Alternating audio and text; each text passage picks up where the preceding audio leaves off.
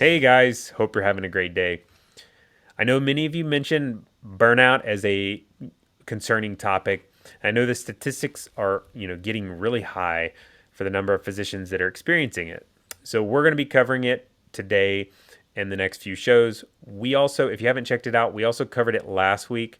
Jeff and I talked about using finances to fight burnout. So definitely go and check that out if you haven't done so already. So today I'm going to be talking with Dr. Sapna Shah-Haque. She is a primary care physician and has had multiple experiences going through burnout herself. So she's going to be sharing a little bit more on those experiences. She actually talks about burnout now, has her own podcast where she talks about different areas of burnout.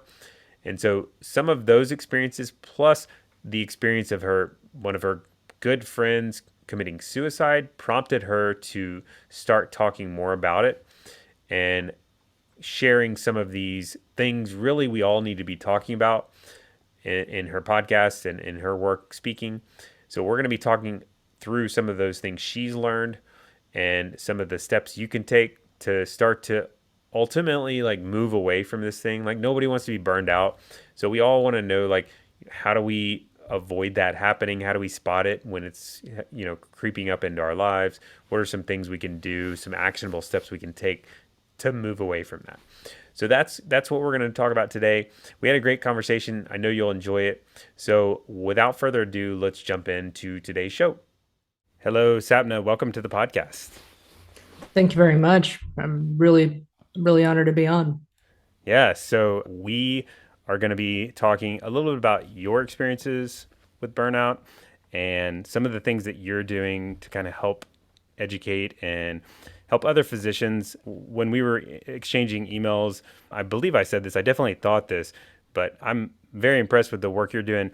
Partially, you're just doing good stuff, but more importantly, like there's just not as many people as I would like to see talking about it. And I think it's a super important topic to talk about.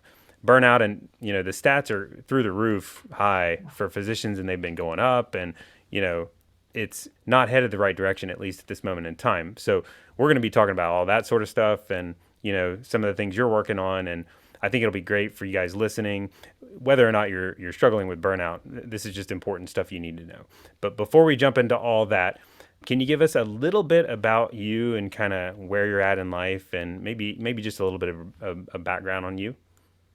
Sure. So again, thanks for having me on. And I'm a Midwesterner, born and raised here in Kansas. Also did my medical school here in Kansas. Did my residency in Wichita internal medicine, and I've been practicing in rural Kansas for about a little under 10 years in one way or another. I've experienced burnout twice myself, which some of them, the first episode did fit it within the first 5 years. But then, just as the pandemic hit and growing family, I really had to scale back. And there were some life-changing events that I'm sure we'll get into that really exacerbated my choice to cut back to part-time and focus on more work-life balance and getting back to who I see myself as more than just a physician. So Hmm. we're all pretty complex creatures as humans. That is exactly right. Well, I'm curious to hear about your experiences, with burnout and just with not being burned out. Both of them are important, but I think it would be good to clarify like what exactly is burnout? Like I know there's probably a clinical definition, but like what does it feel like? What does it look like? Can we kind of start there? Sure. And there's a formal definition, World Health Organization, and it's typically work related, where you feel disconnected, cynical, fatigue that is not remedied by sleep or rest. And what we find is that even though that is the definition, I've talked to several physicians, and with remember, physicians are very intelligent people with years and years of training, right? So we should be able to just have this internal clock that says, gosh, I'm not feeling well, and these are what my symptoms are, and I need to get them checked out. A lot of times, it takes physicians a long time to figure out why they're so tired, why they have no energy, and it's more than just gosh, I'm working long hours. We're used to that through medical school and residency. Hmm. So for different people, they can also present as brain fog or grinding of the teeth or other physical manifestations that don't necessarily fit that formal definition. Hmm. Is it kind of feel like stress, but can't get rid of it and building, and or it's just like you can't shake it and not excited about work anymore, and All the above. For me, the first time it was more of I couldn't turn my mind off. I couldn't turn my mind off no matter what you because were doing. no matter what I was doing, I have a history of insomnia, which, I've always used it to read or do something. But I mean, it got to the point where I was falling asleep 3 or 4 o'clock in the morning just so that way I was so scared of missing a page. And, I'd be up at 6 or 7 to do it again. No, So you're that was sleeping like 3 hours, 4 hours a night. correct. And some of that was self-inflicted. I will totally own up to that. But I mean, it's just you can't be on anything for sleep, nor would I want to. But how do you fix your how do you fix your sleep if you can't get your mind to calm down? Hmm. And in medicine, there can be professional repercussions if you seek help for certain things like that because nobody wants to be given a mental health diagnosis. Hmm. It can potentially, in some states, when we go to answer questions regarding our or to renew our license every year. You know, many states have. Do you have depression, anxiety? Are you being treated for mental health disorder? Hmm. And so, that's one deterrent. Kansas has now since changed that in 2019. I believe as of October, it was consolidated into one question to if you have a mental health diagnosis or history of addiction that would impede your ability to practice medicine, something of that wording. Hmm. So the Board of Healing Arts here in Kansas, they're very pro physician and pro getting help. They just want to ensure that physicians can practice safely. Whereas in other states, that is not the way the questions are worded. Hmm. So that is the reason why I say that is because that's part of the reason why physicians, we're just horrible patients. We don't seek help because of professional repercussions, or we are conditioned to, you can't miss work to go take care of your own health. Right. So you were feeling at that time when you started to feel some symptoms, you were also at the same time feeling that pressure to like not do anything about it, or like what does that feel like? Is it like I don't want to admit this is anything, or is it like I know I have something and I'm not going to ask for help? I think it was just, oh, come on, it's just part of the profession. Everybody goes through this, so Like man up or woman up or whatever. exactly, just cowboy up is what we say. There you go. That's better. Yeah, Put your big boy pants on or whatever. that's right. And it just became very taxing. It became very irritable, short-tempered with simple things. Lack of sleep did not help. And I'm sure that yes, lack of sleep is part of the profession, but it should not necessarily have to be every night when you're getting paged or you're getting paged when you are not on call or on vacation because, well, somebody just wants an opinion. Hmm. So the boundaries were very blurred, and Yeah. there's a culture of never saying no in medicine. Yeah. I'm curious of your thoughts. So you mentioned the culture of medicine, and I know that's a contributing factor. Never saying no. What are some of the other things in terms of the culture of medicine that you mentioned, like the mental health stuff, like the fact that they're asking these questions that are, Sure. not probably appropriate, at least in my opinion, questions on some of your licensing that's going to cause you to, I mean, that amplifies the not wanting to be taking care of your own mental health. What are some of the other things about the culture of medicine? Because I've heard that a lot and I agree with that, is that's part of the issue here. Absolutely. So, first and foremost, most people did not go into medicine for the money. Mm-hmm. Um, we give up about 8 to 10 years, and that's just for schooling, assuming that 4 years of undergraduate, 4 years of medical school, and then at least 3 years of residency. So it's not for the money because we start behind the eight ball and come out with 200 plus $1,000 of debt. So it's incredibly expensive to pursue medical school. And I think that there's a culture in medicine where this is the way it has always been done. This is the mold that you need to fit and just shut up and do it. Fake it till you make it, which is that's not healthy nor is it sustainable. Hmm.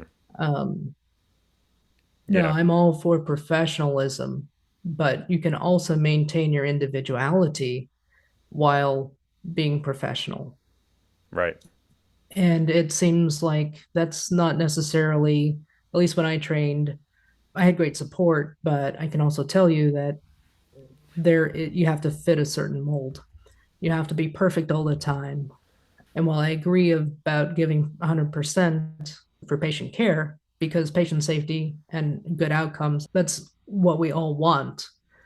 But I'm not a superhero. They don't give us a cape when we graduate medical school or residency. So Hmm. sleep is important. And we know that when driving with a lack of sleep or incredibly sleep impaired, that's equivalent to driving intoxicated. Right. So those are some things we have crazy expectations for physicians that are based on tradition. The fathers of medicine were all doped up on cocaine while working those crazy hours. Residents, where the word comes from, is that the trainees used to live at the hospital.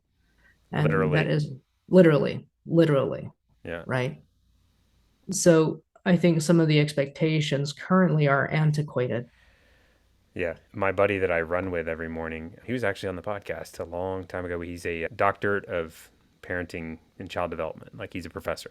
And we talk about, our work a lot when we're running. And I shared with him not long ago about physicians and the burnout statistics and all that stuff and how a lot of them struggle with self-care. And he was blown away. He always wanted to get into medicine. Long story, Mhm. didn't get into it, but he was blown away by the fact that he always kind of thought of like physicians as like the top tier of taking care of themselves and had it all figured out and that kind of thing.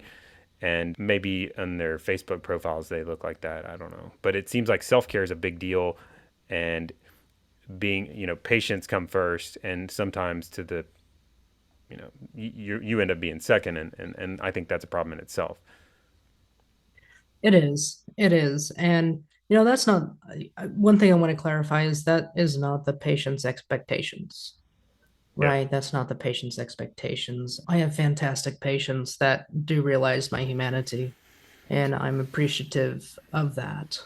One thing is that we are trained that way through medical school and residency. The patients always come first. And, you know, well, I've never missed a day of work, or I only missed one day with the flu, or we'll hear, I've talked to other physicians where they know that they should have stayed home, but it's a badge of honor to show up to work and not take care of yourself.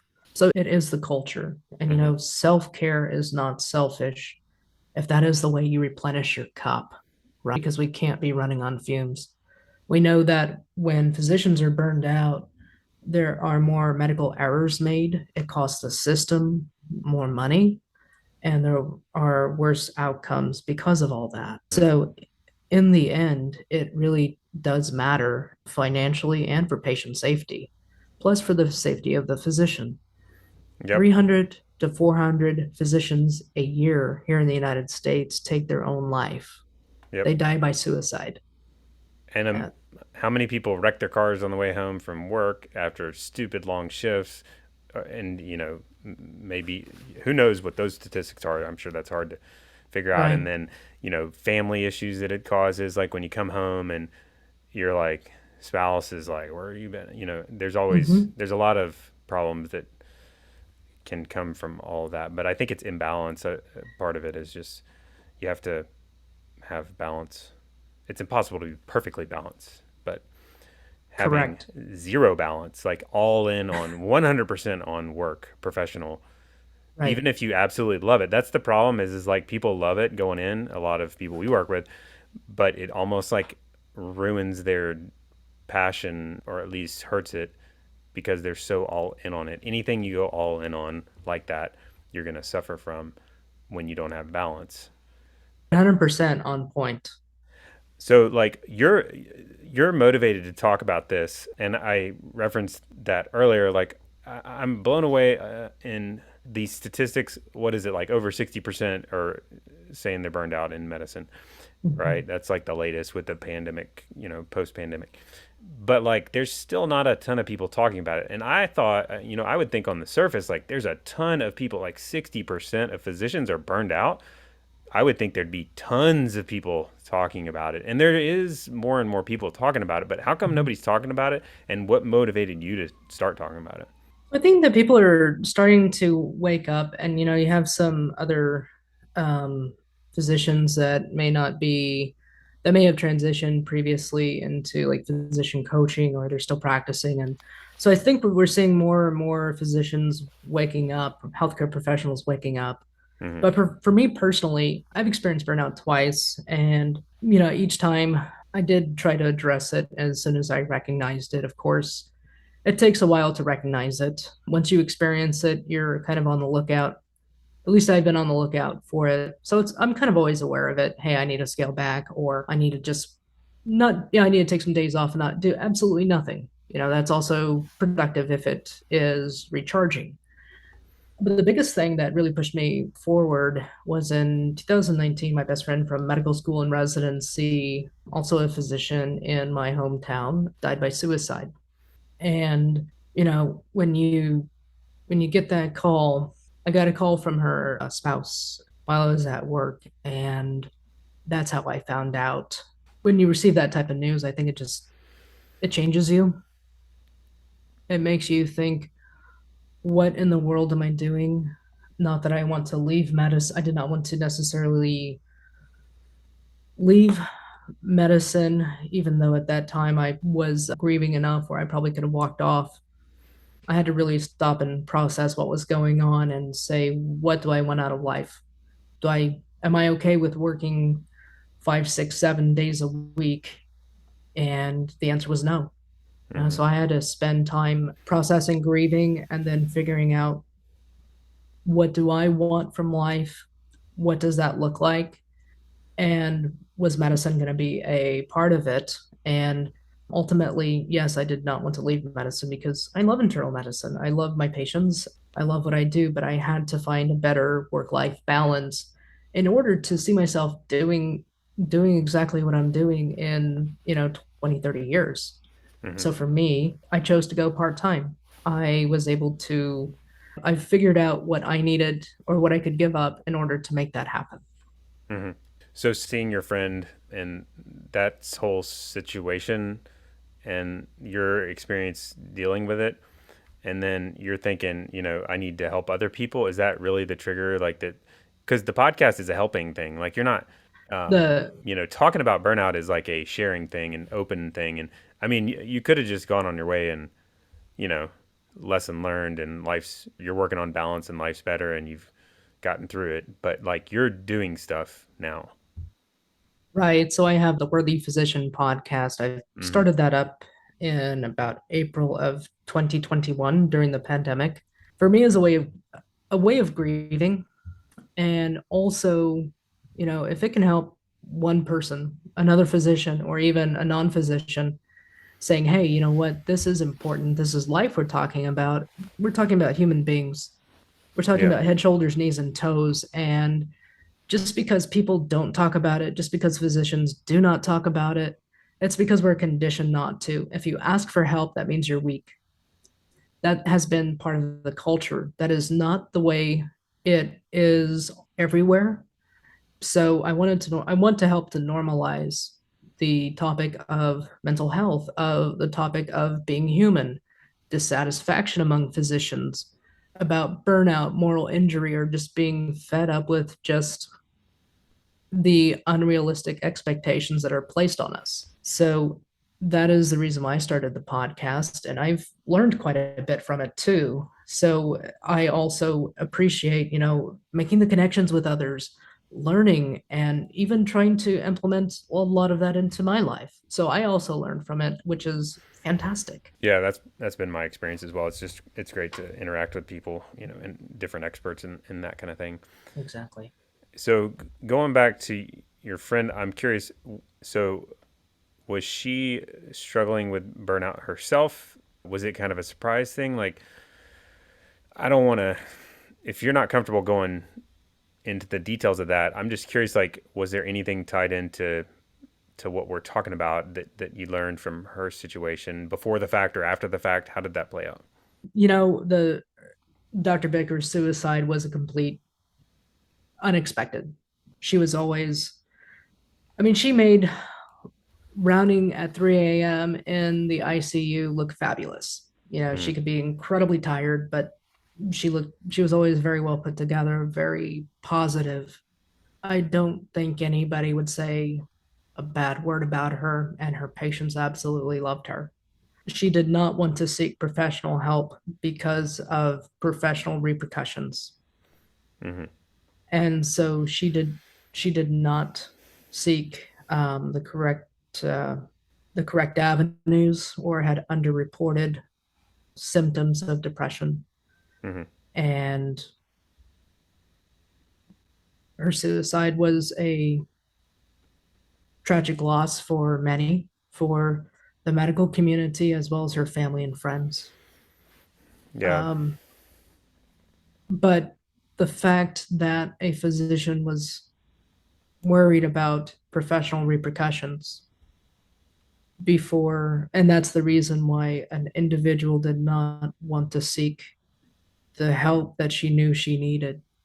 It's tragic, but it is a big barrier to physicians seeking help. One thing that Kansas has done, and is that the Board of Healing Arts has consolidated that question again into, do you suffer from an mental illness that would impede your ability to practice medicine, which is much different than, have you ever seen a mental health professional? Right. And that could be a therapist or a counselor. And so when there is a profession that is asking that type of question, but you would give different advice to your patient, but you cannot follow your own advice. That seems like a double edged sword. That is definitely a double standard, and that is not safe. Mm-hmm. Yeah, that's a problem. It's like you're unable to practice what you preach. Right, right. And so when I'm very proud of Kansas, and again, can't say enough good things about the Board of Healing Arts here, because they are pro physician and they are pro getting help. I've spoken to two of the Board of Healing Arts members, and they're just phenomenal gentlemen. Mm-hmm. Uh, and Yeah, that's good. that's awesome. We need more individuals like that. We need more individuals like that in leadership that can help to change the expectations of physicians. So the fact that some do have it figured out, and I'm happy for them, but a lot of us are, at least for me, it's fluid. Life is fluid. I have no idea what next week will bring. I have no Mm-hmm. idea what next year will bring. And so I have to be able to change with that, and that's fine. Mm-hmm. But we also have to have a community and culture that will also acknowledge that and not be so stuck in tradition just because that's the way it has always been done. Mm-hmm. Yeah, I talked several episodes back. I think it was like in the episode 50 range. I talked with Dr. Budin. He's a very experienced physician and was on later in his career. And the way he describes it is he came out of the closet with his bipolar. And Mm-hmm. he talked all about this exact specific topic of mental health and how the questioning is very critical, and how he felt all this pressure for years and years and years to not come clean on his mental health condition, and eventually did, and it was the best thing he ever did. And then in another show I talked with Tina Runyon, and she has started a company. It's called 10 Health, and they are helping. Their whole mission is to provide mental health services and counseling and that kind of thing to physicians and healthcare providers in a private like manner, to where it's not like insurance disclosed or whatever to help kind Hmm. of cater to this. So there's people working on the solutions.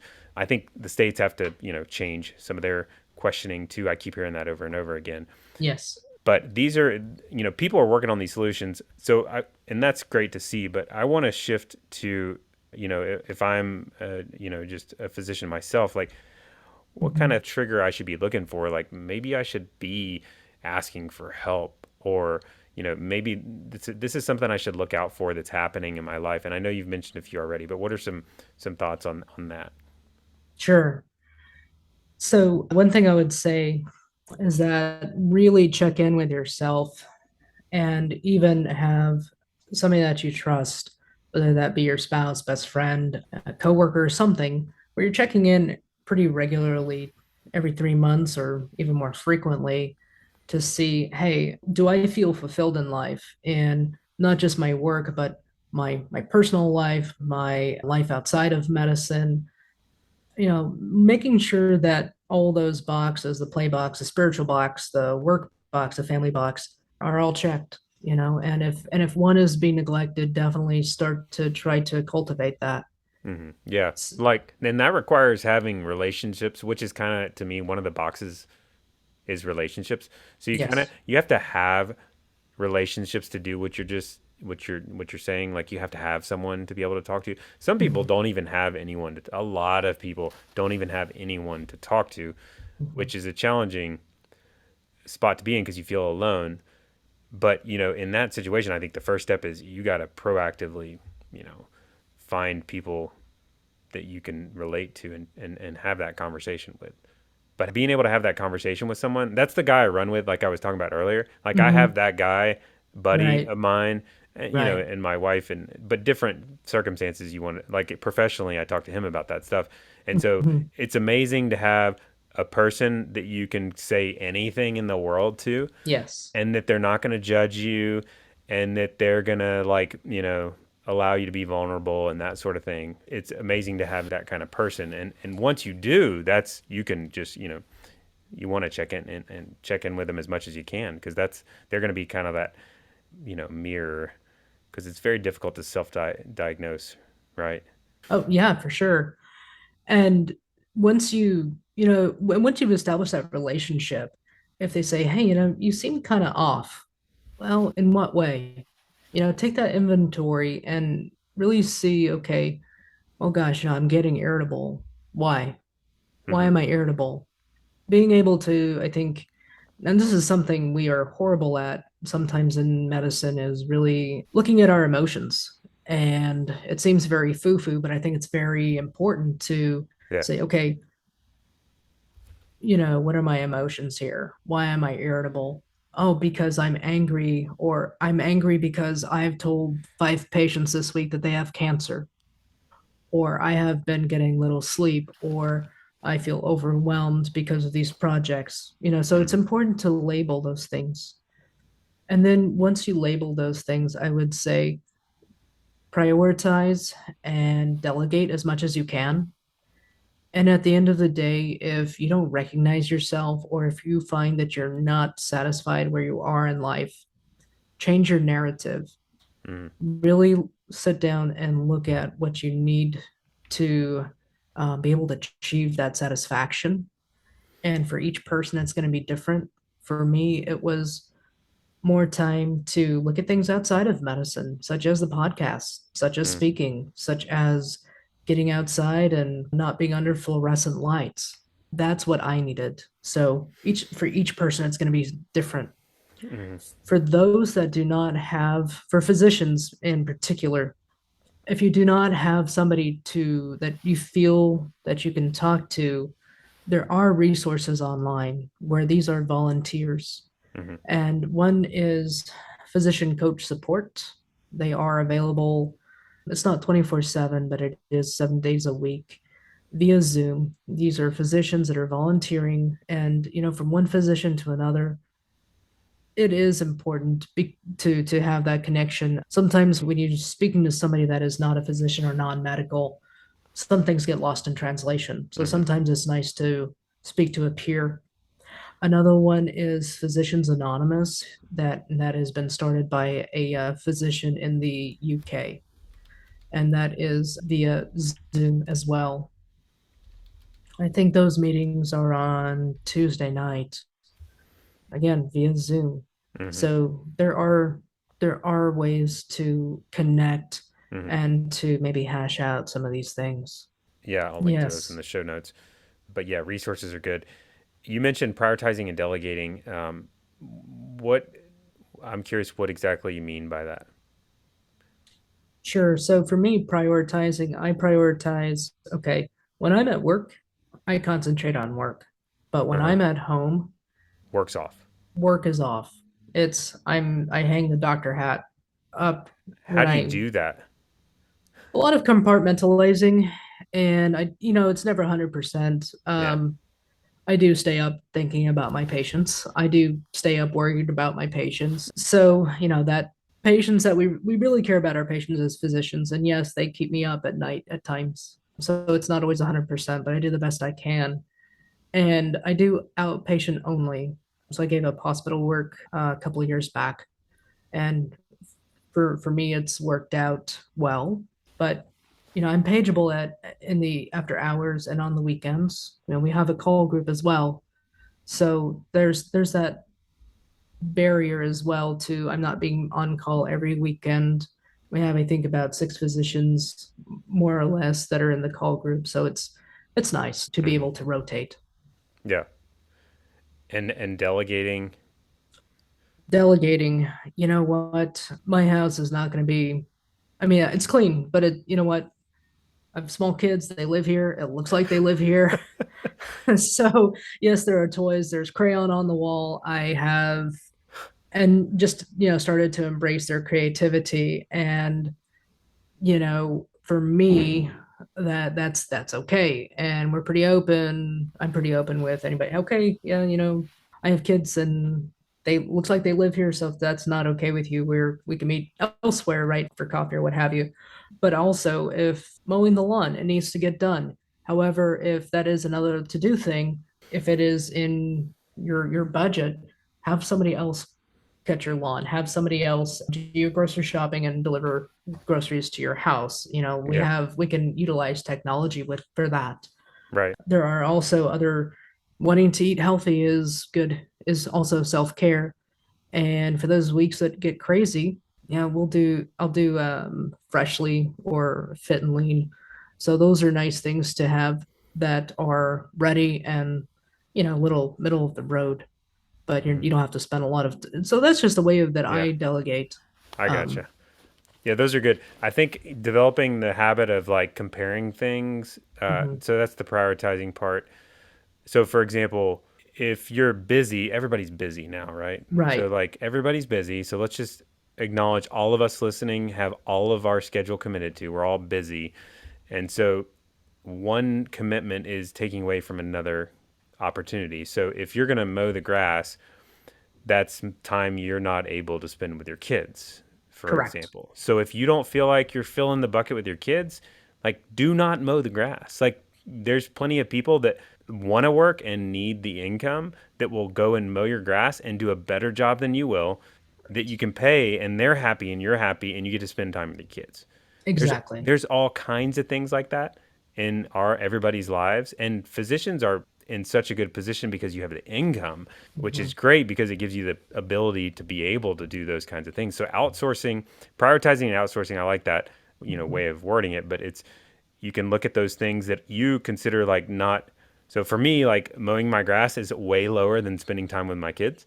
Mhm. And so being able to have someone, take that off my plate and opening up time for me to spend time with kids that's an absolute home run. And you can do that in all sorts of like cleaning the house, like, all sorts of different things in your life, Right. especially for those things that are lower priority. Absolutely. Absolutely. And that frees up capacity to recharge. Like me, recharging is like wrestling with my kids in the basement. Like that's a Yeah. recharge thing for me, Right. to kind of get some shake things if work is stressful and that kind of thing. Hmm. Well, we also know that just human interaction with some of our favorite humans, There's nothing better in the world. It's incredibly Like therapeutic. laughing and like Yeah, dancing and being a dummy, like that kind of stuff is good for exactly. like, I don't know, I've never experienced major burnout, but like I've had plenty of stress, and anything Yeah, I can do that's like laughing or fitness, like running as hard as you possibly can, it just clears your mind and allows you to kind of work through stress, and those sorts of things are huge. But I think when in medicine, there's two things that I see restrict people is time and money. And I think that's true in everything. In training, you have like such limited time, and even in practice sometimes. And it makes it more difficult when you just have so much time that's already committed. And then on top of that, sometimes the finances are already committed to as well. So, in other words, you're required to commit the time because you have so many financial commitments. That's hmm, also kind of a restricted sort of environment. But I think you've done some podcasts where you talk about like getting that ability to recognize that and saying no. Like saying no is something, and I think we talked about it earlier, like being able to say no is a big deal. correct. So I think boundaries are huge, right? We have boundaries with property lines, and why is that? Because we don't want everybody trampling over our lawn or, somebody stealing our cable, what have you. That might be antiquated nowadays for some listeners, but it was a real thing back when I was What's growing up, cable? right? Exactly. What's cable nowadays? You don't want anybody stealing your Wi-Fi, right? So we need to have boundaries with our time. We need to have boundaries with a big resource, which is energy, right? If there are only 24 hours in a day, and I'm going to put in, 100% each day when I get up, what am I going to put that 100% toward? Hmm. So I need to allocate what's important to me and what is going to be important for my patients, and then also outside of that, what's important for the kids, what's important for me to recharge to do it again. And if something that is being asked of me is not in line, or if I don't feel like it is something I can actually do because I just don't have the time or the energy, it's okay to say no. It's okay Hmm. to say, no, I can't do it now, maybe later, Hmm. and give another option if you want to. And if you just want to say, no, I can't do that, and leave it at that, that's perfectly fine. Hmm. And it's not to be pushy or to be arrogant, but you can also draw boundaries around your time and your energy, Hmm. because we also know that spreading yourself too thin, and anybody in any profession, is sometimes rewarded, right? But what's the point if it drains you? Hmm. What's the point if the stress decreases your daily satisfaction? Yeah, right. I volunteer with a retired physician doing homeless stuff, and I've talked to him a lot about his career and everything. And I've heard multiple people say this, but his biggest regret is working too much and not spending enough time with his family and doing things like volunteering like we're doing now. Mhm. And when he was young and able and that sort of thing, his regret was not having dedicating too much time to his practice and basically like saying yes to everything related to work. Mhm. But you know you don't want to get to the point where you're the person in the late stages of their life that's like regretting having not said no. So I think reminding yourself, for me, it helps to, and my wife helps me too sometimes. Like the people in my life that I love help me remember this, but like reminding myself when you're saying yes to something, you're by definition saying no to something else. So like what are you saying no to is really the better question. If you say Yeah, yes, that's beautifully said. and if you can remember that, I forget it all the time, but like if I can just, it's like write it on my screen. But especially Yeah. if I had I've developed a muscle. I think it's a muscle too. Like saying no is a skill. Some people are naturally good. I was not naturally good at it. I've had to work on it. But especially if you're trying to work on that, like saying no boundaries type stuff, you literally put it on the screen, like so you see it. Because we Hmm. all forget. We get so busy, especially if you're in busy mode. Like you forget what your how old you are, or what what day of the week it is. It's just the Yeah, real. the mind gets kind of fogged. But Well, as we start to wrap up, any other suggestions or tips for people on like navigating this whole like career balance, or even maybe people that are, struggling with burnout or asking for help? I think you've already thrown out some great resources, but other resources or ideas, or I know everybody should check out your podcast. That'd be a great place because you're teaching stuff. I mean, like you're talking to experts and talking about this stuff, and you can really dig in there. But other things that come to mind that we haven't talked about yet. Yeah, I would say coaching is definitely something I think physicians should or people should consider, right? Because it would be something that is not necessarily labeled as a mental health professional. Yeah. And, they're not there to necessarily give you advice. They're there to help you look for your own solutions. So Right. coaching is always a good middle of the road. My opinion is that everyone would benefit from coaching. Yeah, Sometimes a difficult jump to say yes to that, and it's expensive. It's like I don't want to pay thousands of dollars because you're paying a super smart person to help you through things.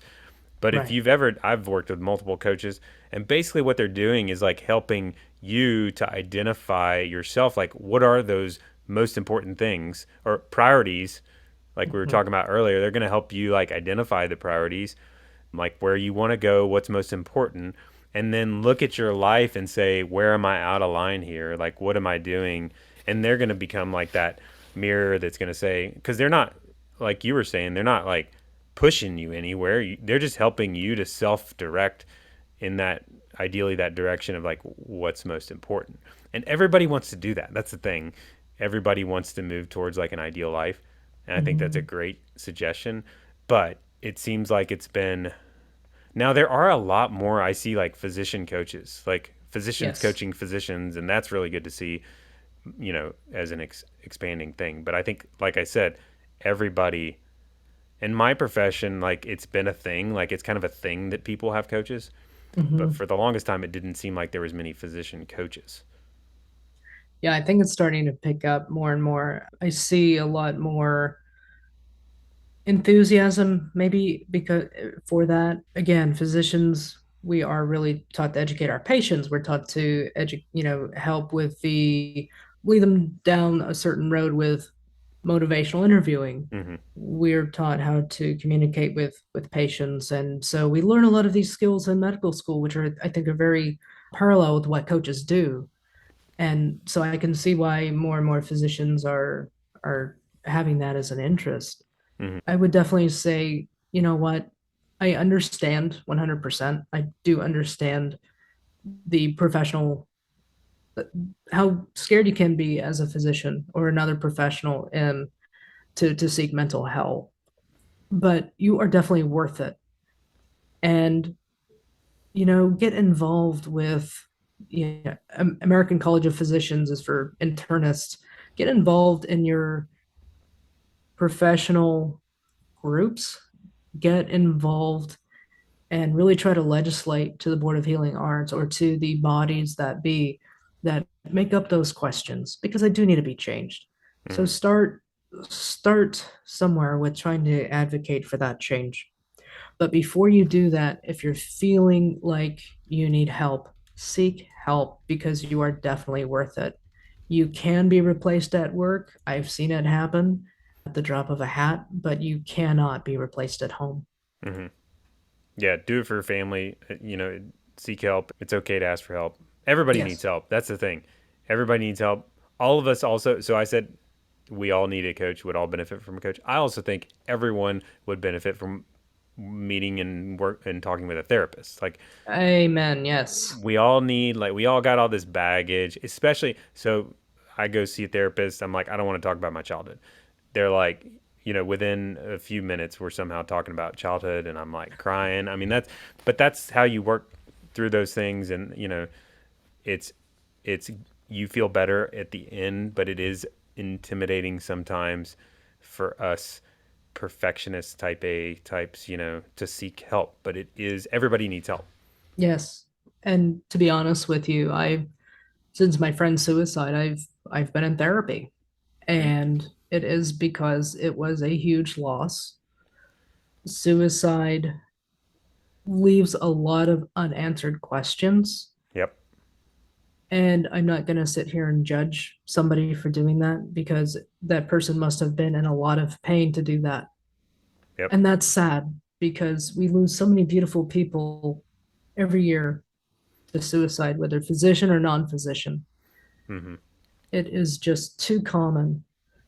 So I would love to see those numbers go down. I would love to see that physicians and other professionals can actually talk about, hey, yeah, today was really hard and this is why, and have it be okay and not be looked down upon for vocalizing or showing their humanity, showing their vulnerability.